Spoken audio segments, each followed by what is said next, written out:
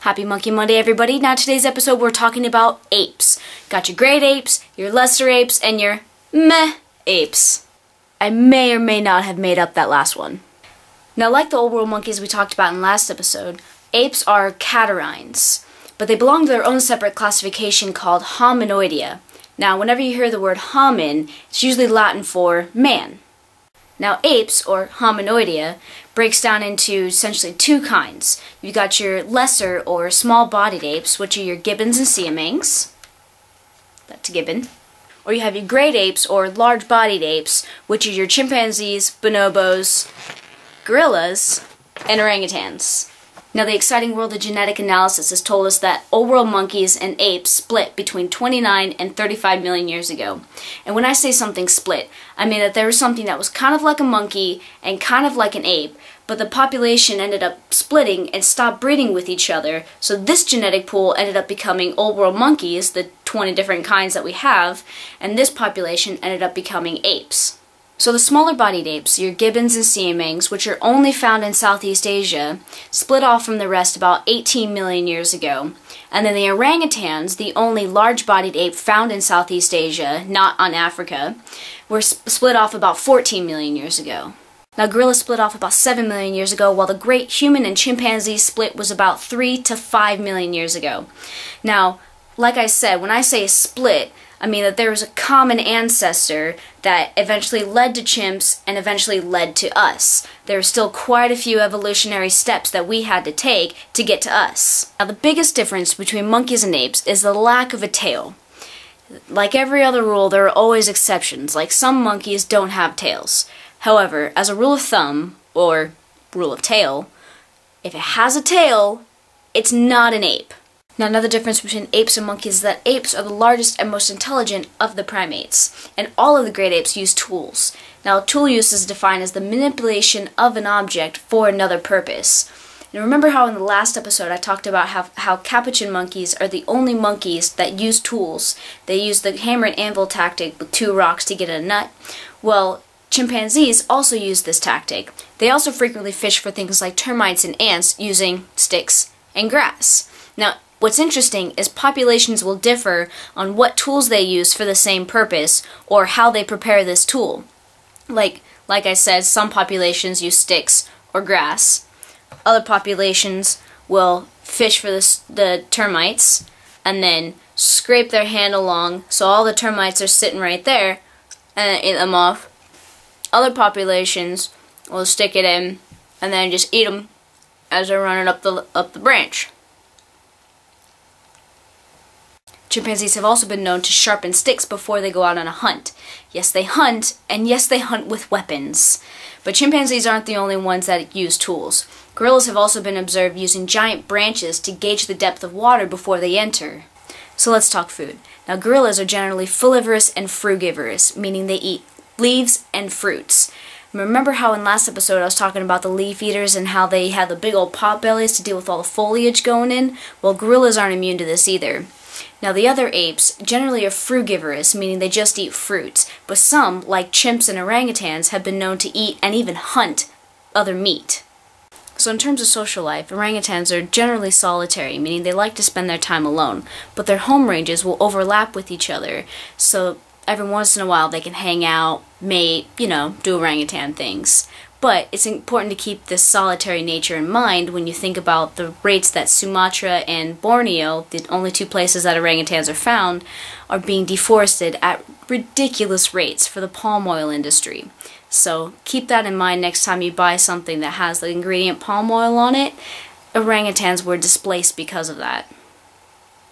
Now, gibbons are pretty cool primates because they're really unique. They live in monogamous pairs, meaning that pairs will bond and mate together for life. And one pair will have one home range. And what's really cool is they'll sing to each other. They have specific songs per pair. And they'll sing to each other either from across their home range or they'll sing to their neighbors, essentially saying, "Hey, get out of my yard," because they're really territorial. Now, gibbons are also the only fully brachiating primates. Essentially, brachiation is that arm over arm, limb to limb swinging motion. And remember those monkey bars from when you were a little kid on the playground? Remember how we just learned that apes are not monkeys? Well, your childhood was a lie. What's also cool about gibbons is that they're sexually dimorphic, meaning that males look differently from the females. This is generally seen by different colors, kind of like this. Now, gorillas live in larger family units with one big head honcho, the silverback, in charge of the family unit. Chimpanzees and bonobos, on the other hand, live in large multi-male, multi-female groups. With chimpanzees, they have a linear hierarchy which essentially leads up to that top dog, well, top chimp, which is your dominant chimp. Sometimes it's a female, but most of the time it's a male. But in bonobo groups, it's the females who generally dominate over the males, and they do this by forming alliances with each other through the use of sex. Now, bonobos are pretty special in this aspect because sex essentially plays a huge role in every aspect of their social lives. Mad at your buddy? Have sex. Want to climb the social ladder? Have sex. Want to say hey to your friend? Have sex. Just generally feeling stressed out in life? Have sex. Sound familiar? Because chimpanzees are highly intelligent and inherently charismatic, meaning that they kind of look like us and they have an intelligence that we can relate to, they make some huge targets for the pet and entertainment industry. Again, people think they're cute, they're cuddly, they're like a little baby and they want one. But what they forget is that they're wild animals. They haven't been domesticated for thousands of years like dogs and cats have. Past the age of 5, chimpanzees get to be 5 to 7 times stronger than a human male. And not to mention, they have very fragile temperaments, meaning that everything can be all calm and groovy one minute, and the next minute someone or something is getting wrecked. They're not supposed to be in your living room dressed in baby clothes, playing with baby toys. They should be outside doing chimp things with other chimps. Now, in general, you have a very intelligent animal, so you want them to do intelligent things, like smile on cue. But what that is for a chimpanzee is actually a fear grimace and cannot be trained. It's like training yourself to frown every time you are happy. Emotions are not trainable.